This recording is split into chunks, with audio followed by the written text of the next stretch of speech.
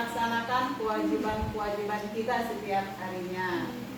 Seperti biasa sebelum memulai pelajaran, kita memulainya dengan membaca doa terlebih dahulu. Ketua kelas Ibu minta untuk bisa memimpin doa. Silakan. Doa mulai.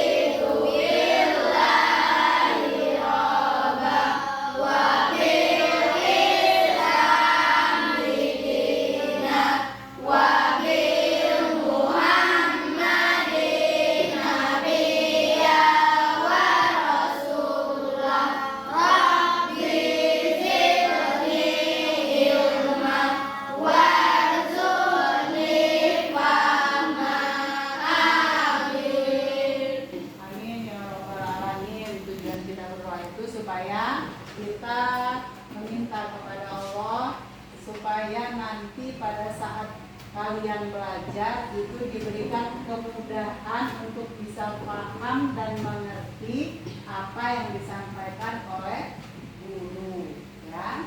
Selanjutnya untuk mengetahui absensi kehadiran kalian, Ibu absen dulu. Nanti yang Ibu panggil mohon untuk mengangkat tangannya, ya. Mengangkat tangannya bagi nama Danang Galih Nusantara, Hadir, Bu. Darel Nugrata, Ibu. Derian Sahazar, Hadir, Bu. Dela Sasanovi Asila, Hadir, Bu. Widayana Fitri Ramadhani, Gisela Anindya Azahwa, Mahes Yastisio, Hadir, Bu. Marvianti, Hadir, Bu. Marlina Octavia, Muhammad Diyaudin, Hadir, Bu. Muhammad Yusuf Darmawan, Hadir, Bu. Nida Asifa Ramadanti, Hadir, Bu. Okta Ayulia Kurnia, Hadir, Bu. Putra Ramadhani, Hadir, Bu.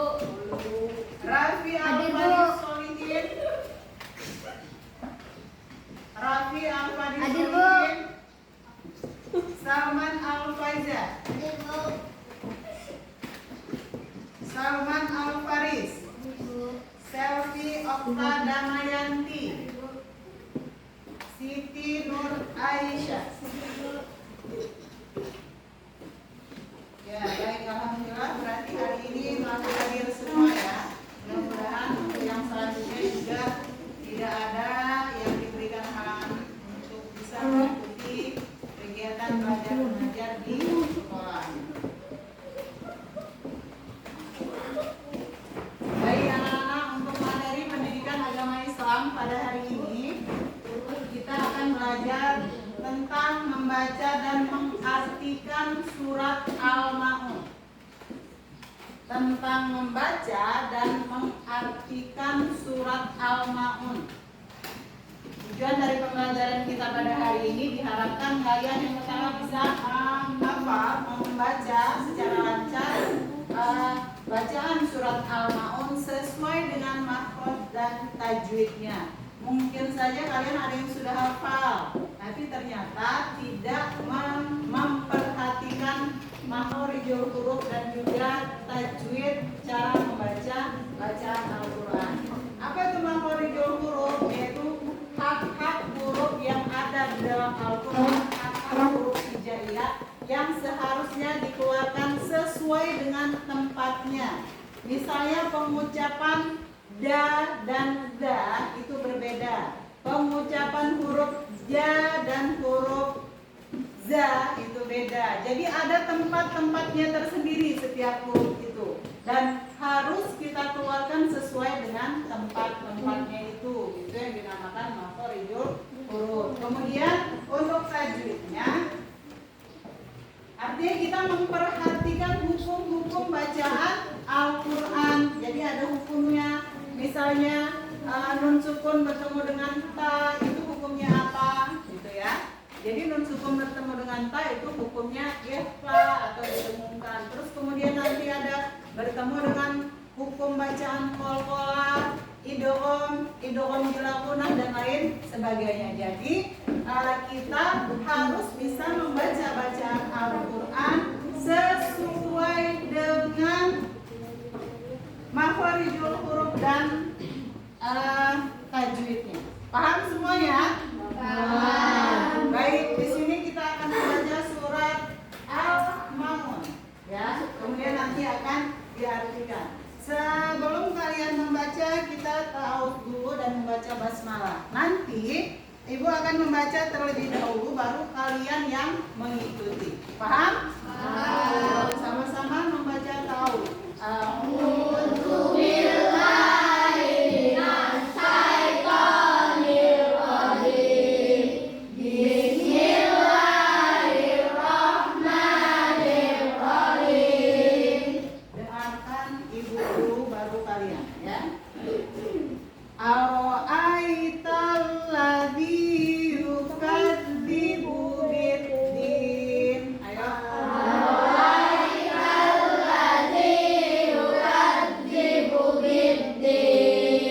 Fadzalikal ladzi yad'ul yatim.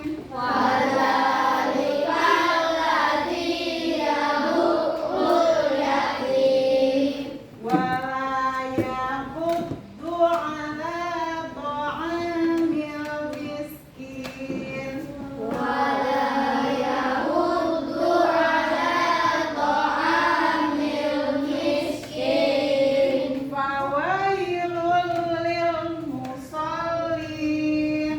Alladzina hum an salatihim sahun. Alladzina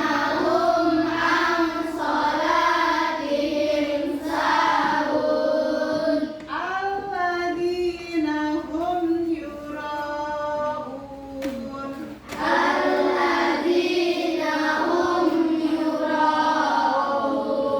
Wa yamna'unal ma'un.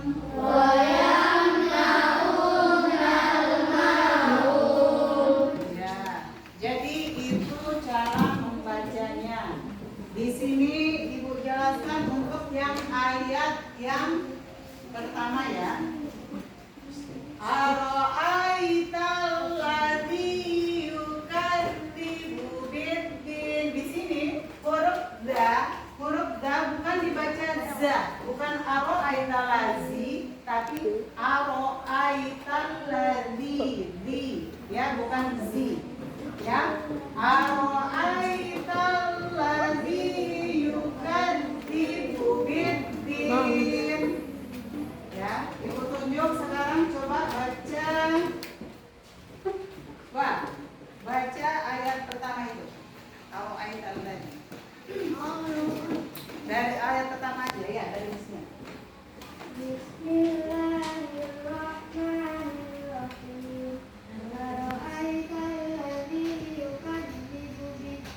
Ya, seperti itu, ya. Jadi Walau sudah bisa membedakan antara za dan da, ya. Yang kedua, perhatikan. Fadzalikal ladzi yad'ul yatim. Ya, di situ ayat kedua, kita lanjut ayat yang ketiga. Wala yahuddu ala ta'amil miskin. Fawailul lil musallin. Alladzina hum an salatihim sahun. Nah, di sini ada hukum bacaan nun sukun bertemu dengan huruf shad. Itu hukum bacanya ifa namanya, ya. Berarti harus diapakan cara membacanya? Cara membacanya harus didengungkan. Al-sholatihim sahun. Sekarang Ibu tanya, waktu itu sudah pernah Ibu sampaikan huruf ifa ada berapa? Wawa mungkin tahu ada berapa, Wak? Ada 5? Ada 5? Ihfa, silakan. Ya, silakan. Tasa, daza, jaza, sasha, sodo, kozo, hakoka. Ya, betul sekali. Jadi ada 15 huruf Ihfa, yaitu ta, sa, daza, jaza, sasha, sodo, tozo, fa, koka. Coba sama-sama kita bacakan. Ta, sa, daza, jaza, sasha, sodo, tozo, fa, koka. Ya, jadi berarti ada 15 huruf Ihfa. Jadi ketika nun sukun bertemu dengan 15 huruf yang kita baca tadi itu, membacanya didengungkan. Nah, contohnya yang ini tadi ya, al-solatihim sahun. Ayat yang selanjutnya, alladzina hum yura'un wa yamna'una al-ma'un. Ya, jadi itu cara membaca surat Al-Ma'un. Sekarang Ibu minta satu orang untuk bisa membaca surat Al-Ma'un ini. Tadi sudah Ibu contohkan. Jadi sekarang Ibu minta satu orang untuk membacanya. Ibu minta Marlina untuk bisa membacanya dari Tauf ya. Ayo, silakan. A'udzu billahi minasyaitonir rajim. Bismillahirrahmanirrahim. Ara'aital ladzi yukadzibu bid-din, fadzalikal ladzi ya'uddul yatim wa la yaqudu ala ta'amil miskin fawailul lil-musallin ladinnahum Alladzi alladzi nahum alladzina hum an salatihim sahun alladzi alladzi hum yura'un wa yamna'una al-ma'un. Coba Ibu koreksi yang ayat 6-nya. Alladzina hum yura'un wa yamna'una al-ma'un. Ya, jadi seperti itu. Oke Marina, nanti dihafal lagi ya di rumah ya supaya lebih hafal. Baik anak-anak, jadi itu bacaan surat Al-Ma'un. Tolong perhatikan, Ibu bilang tadi tolong perhatikan ketika kita membaca Al-Quran itu harus memperhatikan makhorijul huruf dan juga bacaan hukum bacaan Al-Qurannya ya, tajwidnya. Jadi jangan sembarangan saja membaca, makanya kita sepanjang hidup kita itu diwajibkan untuk bisa belajar membaca Al-Quran ya, belajar lebih bagus lagi, lebih baik lagi, ilmu tahsinnya itu ditingkatkan lagi. Jadi dengan ilmu tahsin yang kita pelajari kita bisa lebih tahu lagi ilmu membaca Al-Quran itu yang baik dan benar itu seperti apa ya. Paham semuanya? Paham. Ya, itu nanti silakan dihafalkan ya. Kemudian kita akan membahas tentang arti dari surat Al-Ma'un. Kenapa kita harus belajar tentang arti surat-surat dalam Al-Quran? Supaya kita paham apa yang kita baca, supaya kita paham apa yang Allah sampaikan di dalam surat yang kita baca itu. Sehingga ketika kita paham, kita mengerti, kemudian kita akan melaksanakannya sesuai dengan perintah Allah. Sesuai dengan perintah Allah. Ayat pertama, Ibu bacakan ya. Ayat pertama artinya dari Ara'aital ladzi yukadzibu bid-din. Tahukah kamu orang yang mendustakan agama? Ayat yang kedua, maka itulah orang-orang yang menghardik anak yatim. Jadi orang yang dianggap Allah mendustakan agama itu adalah orang yang suka menghardik anak yatim. Kemudian yang ketiga, dan tidak mendorong memberi makan orang-orang miskin. Jadi dia kikir, ya. Jadi dia kikir terhadap orang-orang miskin. Dia tidak mau memberi makan, memberi bantuan kepada orang-orang miskin. Ayat yang keempat artinya maka celaka orang yang sholat. Maka celakalah orang yang sholat. Yang kelima, orang-orang yang lalai terhadap sholatnya. Ayat yang keenam artinya yang berbuat ria. Dan yang terakhir artinya dan enggan memberi bantuan. Ya.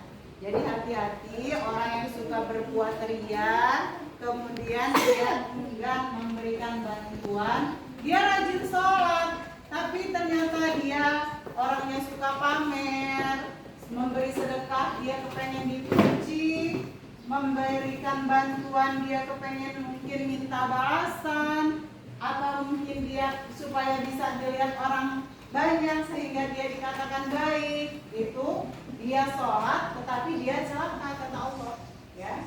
Terus juga dia enggan memberikan bantuan kepada orang lain, ya.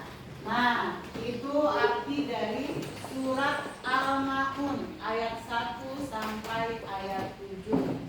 Sampai di sini silahkan kalau memang ada yang perlu ditanyakan atau didiskusikan atau memang kalian kurang paham silahkan ditanyakan.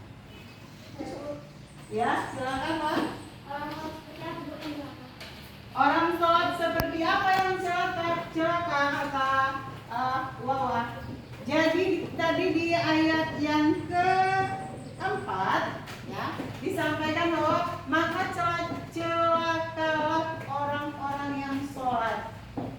Jadi orang yang sholat itu yang celaka apabila dia di ayat yang ke-6-nya disampaikan orang yang lalai terhadap sholatnya. Lalai itu yang seperti apa? Yang pertama, lalai artinya dia menunda-nunda waktu sholatnya. Misalnya sholat zuhur, yang dia karena menganggap sholat zuhur itu waktunya panjang, dia tunda-tunda. Seharusnya sholat jam 12, waktu sudah masuk sholat zuhur, tapi dia belum sholat. Dia sholatnya jam 2, jam setengah 3. Itu artinya dia lalai terhadap sholat. Nah, jadi seperti itu orang yang lalai di dalam sholatnya itu yang pertama dia menunda-nunda waktu sholatnya. Seharusnya sudah masuk waktu sholat, tetapi dia belum bersegera untuk melaksanakan sholat. Terus yang kedua yaitu ketika dia sholat, tetapi dia tidak khusyuk melaksanakan sholatnya. Ya, dia melaksanakan sholat Allahu Akbar, tapi pikirannya itu tidak di dalam sholatnya, pikirannya kemana-mana. Mungkin berpikir tentang main bola, mungkin berpikir tentang jajan di kantin, mungkin dia sedang berpikir tentang main game di HP gitu. Jadi dia tidak khusyuk dengan apa yang dia baca di dalam sholatnya, ya. Jadi seperti itu ya orang yang sholat tetapi dia celaka. Oke, sampai sini ada lagi yang mau bertanya mungkin? Yang belum paham? Ya, silakan Yusuf. Apakah itu ria sama dengan pamer? Ria apakah sama dengan pamer kata Yusuf? Iya, ria itu sama dengan pamer. Tadi yang seperti Ibu jelaskan, ria itu dia menunjukkan kebaikannya kepada orang lain supaya minta dipuji, supaya mendapatkan penghargaan, supaya dia mendapatkan balas budi. Itu merupakan bentuk dari ria atau sama dengan pamer. Jadi orang yang suka ria itu biasanya karena dia tidak ikhlas mengerjakan amal kebaikannya itu ikhlas karena Allah, ya. Jadi dalam melaksanakan sholat atau bentuk ibadah lainnya kita harus ikhlas supaya kita mendapatkan pahala, ya. Paham semuanya? Baik, kalau memang sudah paham semua atau mungkin ada yang masih mau ditanyakan, silahkan Ibu tunggu yang mau bertanya lagi. Paham tadi Sob yang ditanyakan? Ya, jadi ria itu sama dengan pamer artinya ya. Suka menunjukkan perbuatan kebaikan yang dia lakukan. Tidak ada lagi yang mau bertanya. Kalau begitu kita melanjutkan untuk mengerjakan latihan ya. Mengerjakan latihan di situ halaman 15, persilahkan kalian lihat ya.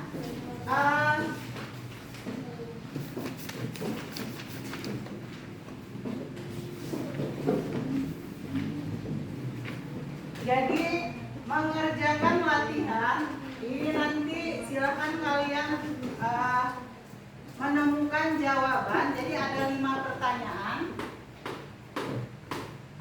Ada 5 pertanyaan di sini dan jawabannya itu ada di dalam kotak-kotak ini.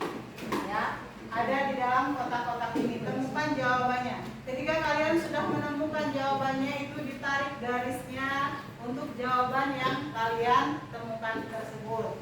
Ya, untuk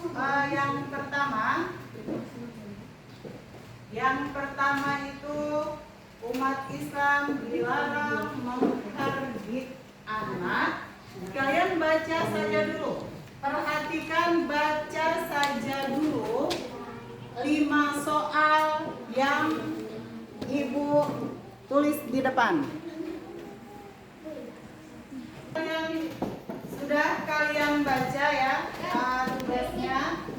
Jadi perintahnya di sini itu mencari jawaban dari 5 pertanyaan yang ada di sebelah kanannya. Jadi jawabannya itu ada di sebelah kiri. Kalian tarik garis lurus. Misalnya jawaban yang pertama itu ada di garis horizontal. Silakan kalian tarik garisnya. Ya. Untuk yang pertama, Ibu minta yang pertama, umat Islam dilarang mengharbit anak apa? Yatim. Jadi sekarang Ibu minta Mida untuk bisa mencari kata yatim di dalam kotak-kotak ini. Silakan. Silakan sudah. Ditarik garisnya. Oke, ketemu dengan Mida. Tulisan yatim. Oke, terima kasih. Betul? Tolong menolong dapat mempererat silaturahmi. Ya. Yang kedua jawabannya silaturahmi. Ibu minta dana untuk bisa mencari kata silaturahmi di dalam kotak-kotak itu. Silakan ditarik. Ya. Oke, ketemu silaturahmi. Yang ketiga, pokok kemuliaan manusia adalah iman dan amal. Iman dan amal. Jawabannya itu berarti amal. Sekarang kita mencari jawabannya di dalam kotak yang sebelah kiri. Ibu minta selfie untuk mencari kata amal di kotak yang tersedia. Ayo silahkan dicari kata amal di situ. Oke, ketemu ya? Amal. Jadi yang ketiga itu jawabannya amal. Kita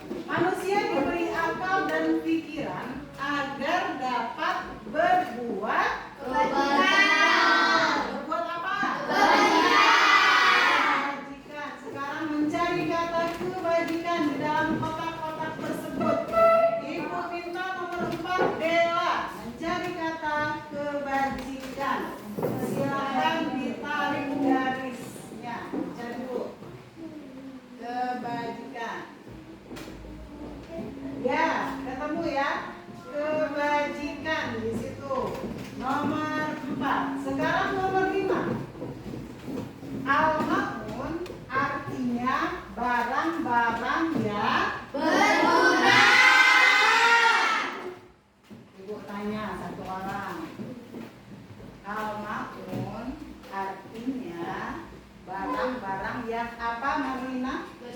Berguna. Sekarang yang ibu tunjuk, ibu minta tolong ibu mencari kata berguna itu. Silakan ibu minta tolong apa? Cari kata berguna di dalam tulisan ini.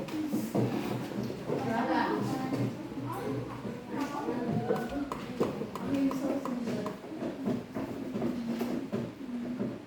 Ya, ketemu kata berguna. Alhamdulillah, berarti kelima jawaban itu sudah kita temukan. Yang pertama jawabannya menghardik anak. Yang kedua tolong menolong dapat mempererat silaturahmi.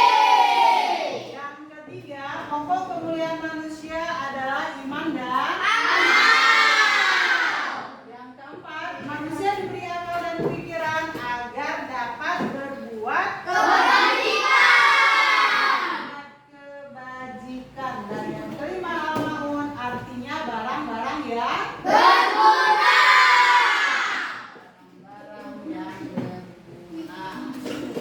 Baik, sampai di sini kita sudah mengerjakan latihan bersama-sama. Mudah-mudahan anak-anak ibu semuanya bisa memahami apa yang ibu sampaikan pada hari ini dalam pelajaran pendidikan agama Islam. Mungkin karena waktunya sudah selesai untuk pelajaran pendidikan agama Islam ini.